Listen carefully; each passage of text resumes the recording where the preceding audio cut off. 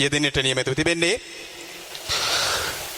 தொடர்ந்தும் இந்த நிகழ்வில் சிறப்புரை வழங்குவதற்காக ஈரான் நாட்டினுடைய அல் முஸ்தபா சர்வதேச பல்கலைக்கழகத்தினுடைய பிரதிநிதியும் படைப்பாளருமான மதிப்புக்குரிய S.Z. மிஃபட்டானி அவர்களை நாங்கள் அன்போடு அழைக்கின்றோம் இன்றைய நாள் நிகழ்வில் சிறப்புரையினை வழங்குவதற்காக. එහෙමනම් අප මීළඟට ආරාධනා කර සිටින්නේ ඊරාන් රාජ්‍යයේ මොස්තපා විශ්වවිද්‍යාලයේ නියෝජිත වශයෙන් මෙහි පැමිණ සිටින ගරු මිර්ෆටාමි තුමනි, ඔබතුමන්ටයි මේ ගෞරවනීය ආරාධනාව. අප පැමිණ සියලු දෙනා අමතා ඔබගේ අදහස් ඉදිරිපත් කරන ලෙස. Next we warmly welcome Honorable Mirfatami. He is a representative from State of Iran, University of Mustafa. Now he is on his stage. We warmly welcome to our program, and we would like to honor you here, and hereafter your speech is starting now. Thank you.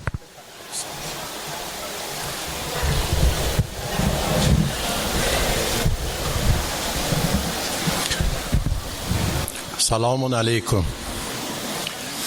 بسم الله الرحمن الرحیم. الحمد لله رب العالمین و الصلاة و السلام علی سیدنا و حبیب قلوبنا ابوالقاسم المصطفى محمد و اهل بیت الطیبین الطاهرین و صحبه المنتجبین.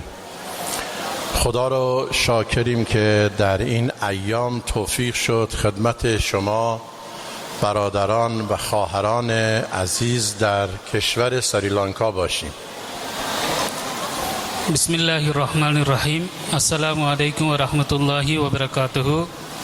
முதலில் இறைவனுக்கு நன்றி கூற வேண்டும். உங்கள் மத்தியில் இப்படியான ஒரு சந்தர்ப்பத்தில் உரையாற்றுவதற்கு சந்தர்ப்பம் அளித்துவிட்டு அவனுக்கு நன்றியை தெரிவித்துக் கொள்கிறேன். چند مطلب رو خدمت شما عزیزان و سروران گرامی تقدیم میکنم. அன்புக்குரிய தங்களுக்கு மத்தியில் சில விடயங்களை பகிர்ந்து கொள்வதற்கு விரும்புகிறேன். اول از هر کاری و هر سخنی لازم است که از همه عزیزان و سروران گرامی که در برگزاری این مراسم با شکوه و با عظمت زحمت کشیدن، برنامه ریزی کردن، تلاش کردن، تقدیر و تشکر کنیم. இந்த வகையில் இந்த நிகழ்வு மிக சிறப்பாக இடம்பெறுவதற்கு உழைத்த ஒத்துழைப்பு வழங்கிய அனைவருக்கும் முதலில் என்னுடைய நன்றியை தெரிவித்துக் கொள்கிறேன். دوم از حضور شما برادران، خواهران، خانم‌ها و آقایان در این مراسم تقدیر و تشکر می‌کنم. அதேபோன்று இந்த நிகழ்வு சிறப்பு பெறுவதற்காக இங்கே கலந்து கொண்டிருக்கக்கூடிய பெரியோர், அதே மாதிரி பெண்கள், அதே போன்று சிறுவர்கள் அனைவர்களுக்கும் என்னுடைய விசேட நன்றியை தெரிவித்துக் கொள்கிறேன். یک تشکر ویژه هم باید از همه دولت مردان زحمتکش این کشور داشته باشیم که بعد از حضور ریاست محترم جمهوری شهید ابراهیم رئیسی در اینجا و ارتباطات دو ملت رو قوی تر کردند. அதே போன்று குறிப்பாக இந்த நாட்டு அரசியல் தலைவர்களுக்கும் என்னுடைய நன்றியை தெரிவித்துக் கொள்ள வேண்டும். மறைந்த சையீத் இப்ராஹிம் ரைசி அவர்களுடைய வருகையின் போது அவர்களை வரவேற்று உபதரித்த அந்த விடயத்துக்காக வேண்டி என்னுடைய நன்றிகளை தெரிவித்துக் கொள்கிறேன். نکته بعدی ابلاغ سلام ملت جمهوری اسلامی ایران و دولت مردان جمهوری اسلامی ایران خدمت شما عزیزان و سروران و مردم عزیز و برادران و خواهران اهل این کشور هست. அதே போன்று ஈரான் இஸ்லாமிய குடியரசின் மக்கள் சார்பாகவும் அங்குள்ள அரசியல் தலைவர்கள் சார்பாகவும் இந்த நாட்டு பிரஜைகளாக இருக்கக்கூடிய நல்லவர்களாக இருக்கக்கூடிய உங்களுக்கும் என்னுடைய அவர்கள் சார்பான சலாத்தையும் வாழ்த்துக்களையும் தெரிவித்துக் கொள்கிறேன். بالاخره ارتباط دو تا کشور در تعامل و سازندگی هر دو کشور قطعا مؤثره و الان تقدیر الهی این بود که آخرین سفر شهید رئیسی به این کشور باشد و این تعامل مستحکمتر از قبل قرار بگیرد. எப்போதும் போல் ஈரான் இஸ்லாமிய குடியரசுக்கும் இலங்கை அரசுக்கும் இடையிலான இரு நாட்டுக்கு இடையிலான நல்லுறவு புரிந்துணர்வு ஒப்பந்தங்கள் அதே போன்று புரிந்துணர்வு செயற்பாடுகள் இன்றும் நீடித்து நிலை பெற்று வருகின்றன. மறைந்த ஈரானிய ஜனாதிபதி சையீத் இப்ராஹிமி ரைசி அவர்களுடைய வருகையின் பின்னரும் அது இப்போது வலுப்பெற்று இருக்கிறதை நான் இங்கே பதிவு செய்து கொள்ள விரும்புகிறேன். ظهور و بروز این ارتباطات و این تعامل قوی دو کشور در زمان حضور شهید رئیسی در این کشور به وضوح دیده میشد و بعد از شهادت ایشون مراسم و محبت دولت مردان این کشور به شخص رئیس جمهور جمهوری اسلامی نشانگر و بیانگر این تعامل و این دوستی و این برادری بوده و هست و انشاءالله خواهد بود. இரு நாடுகளுக்கு இடையிலான அந்த நல்லுறவு தொடர்பில் நாங்கள் பார்க்கின்ற போது மறைந்த சையீத் இப்ராஹிமி ரைசி அவர்களுடைய மறைவுக்கு பின்னர் இந்த நாட்டு மக்கள் அவர்கள் தொடர்பில் எழுப்பியிருந்த வெளிப்படுத்தியிருந்த அனுதாபங்கள் அதே போன்று அவருக்காக ஏற்படுத்திய நிகழ்வுகள் இந்த மாதிரியான விடயங்களினூடாக அந்த நல்லுறவு இன்னும் வலுப்பட்டிருப்பதை நாங்கள் பார்க்கிறோم. و اما نکته دیگری که خدمت شما عزیزان عرض میکنم اینه که از پیامبر اسلام صلی الله علیه و آله و سلم حدیث هست که من اصبح ولم یحتمل بالامور المسلمین فلیس بمسلم. یعنی اگر مسلمانی صبح از خواب بیدار شد و مشکلاتی برای مسلمانان دیگر اتفاق افتاد بی توجه بود و بی اهمیت بود پس مسلمان نیست. இரண்டாவது விடயம் பெருமானார் ஸல்லல்லாஹு அலைஹி வஸல்லம் அவர்களுடைய இந்த ஹதீதை உங்கள் மத்தியில் நான் பதிவு செய்து கொள்ள வேண்டும். அதாவது பெருமானார் அவர்கள் மொழிந்தார்கள், ஒரு முஸ்லீம் காலையில் எழுந்து முஸ்லீம்களுடைய பிரச்சனை தொடர்பான அந்த விடயத்தில் அவர் அக்கறை செலுத்தவில்லை என்றால் அவர் உண்மையான முஸ்லீம் அல்ல. ما مسلمانان و مردم جهان امروز میخوایم عرضه بداریم خدمت رسول اسلام که امروز بشریت و انسانیت به این رسیده است که صبح کند و به امور بشریت اهمیت بدهد و توجه به انسانها و بشریت داشته باشد.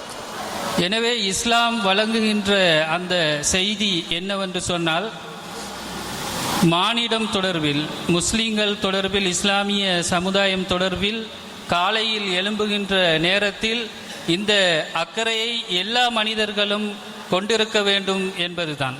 این در مورد انسانهای شریف و خوب و مردم بزرگوار سریلانکا هست که با همه ادیان کنار هم زندگی میکنن ولی در یک جای دیگر، در یک منطقه دیگر رژیم کودککش و زنکشی که هیچ سلاحی در مقابل سلاحهای متنوع اونها ندارن توجه دارن، اهمیت میدن و از این برخورد ظالمانه ناراحتند.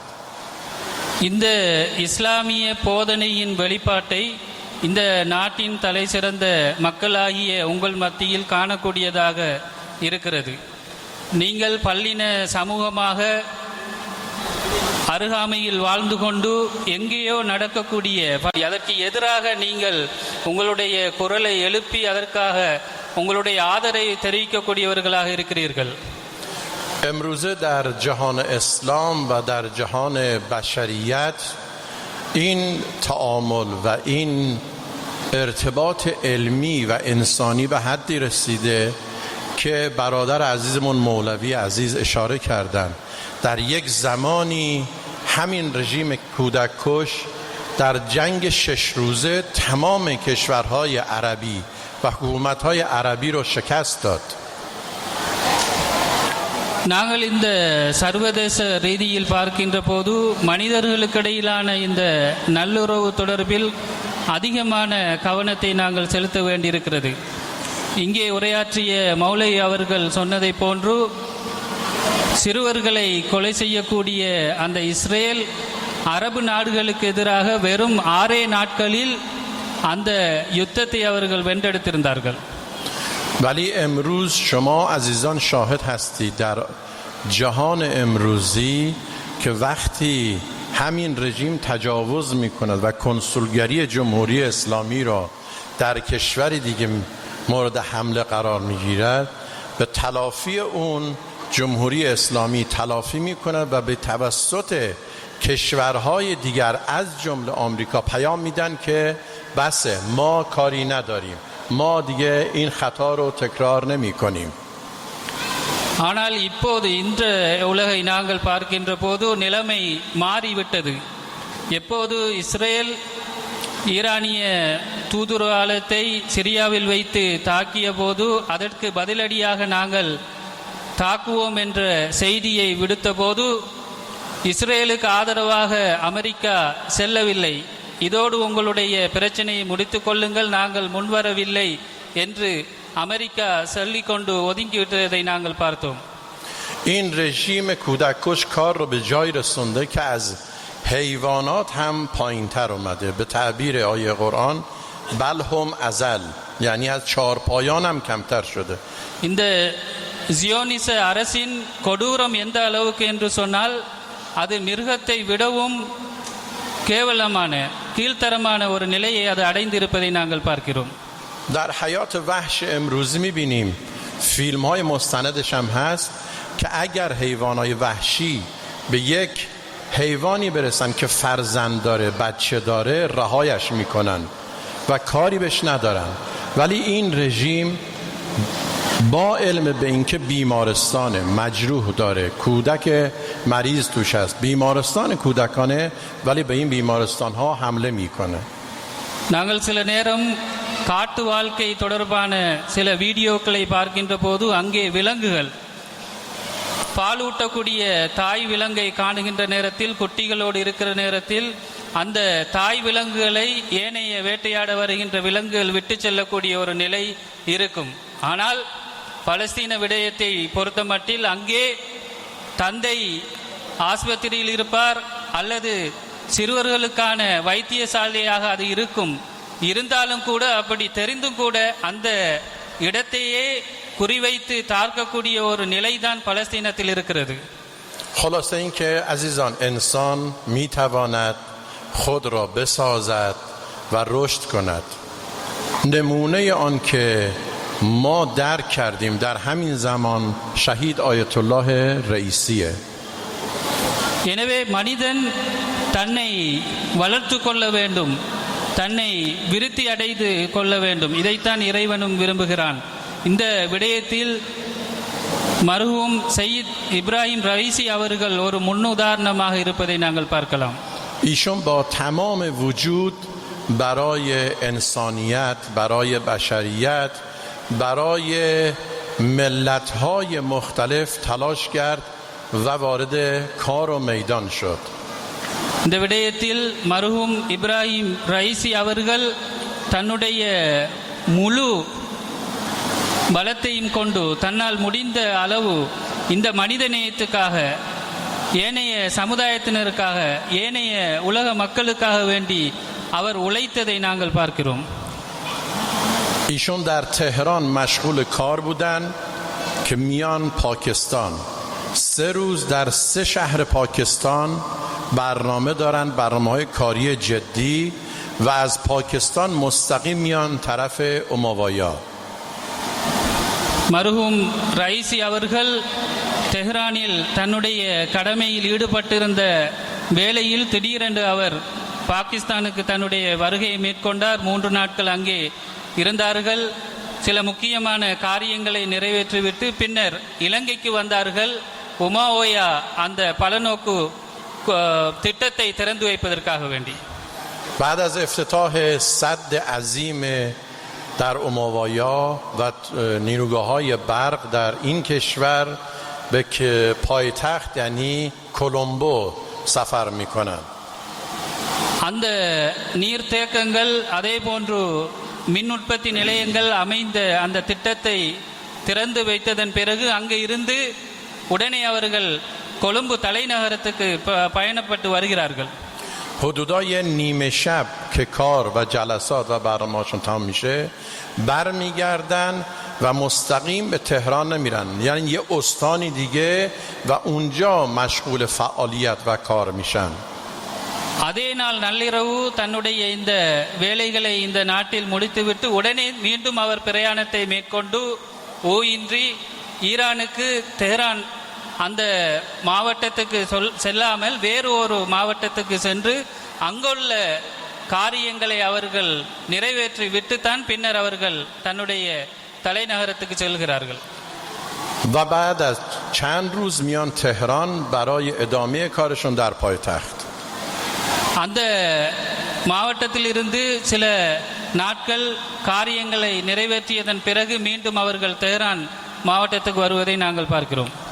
الان ایشون در میان ما نیستن و به عالم دیگری سفر کردن، ولی خدماتی که انجام دادن، این دوستی و مودت و مهربانی که در این کشور بین دو تا ملت، بین دو تا کشور ایجاد کردن تا قیامت ان شاء الله باقی خواهد ماند. இப்போது அப்பெரியவர் எங்கள் மத்தியில் இல்லை என்றாலும் அவர் நிறைய விடயங்களை எங்களுக்காக வேண்டி விட்டு சென்றிருக்கிறார்கள். இதன் மூலமாக இந்த இரு நாட்டுக்கு இடையிலான நல்லுறவு, நட்புறவு, அதே போன்று நட்பு சார்ந்த விடயங்கள் அது எப்போதும் நிலைத்திருக்கும் என்பதை நாங்கள் நம்ப முடியும். این موضوع رو عرض کردم که خود شما عزیزان قضاوت کنید بین یک حکومتی که از چارپایان حدش پایین تر میاد و به همجنس خودش، هم نوع خودش، در نوع معصوم خودش یک کودک چه گناهی کرده اونطوری رفتار میکنه و یک شخصیتی که با تمام وجود برای پیشرفت بشریت شبانه روز تلاش میکنه.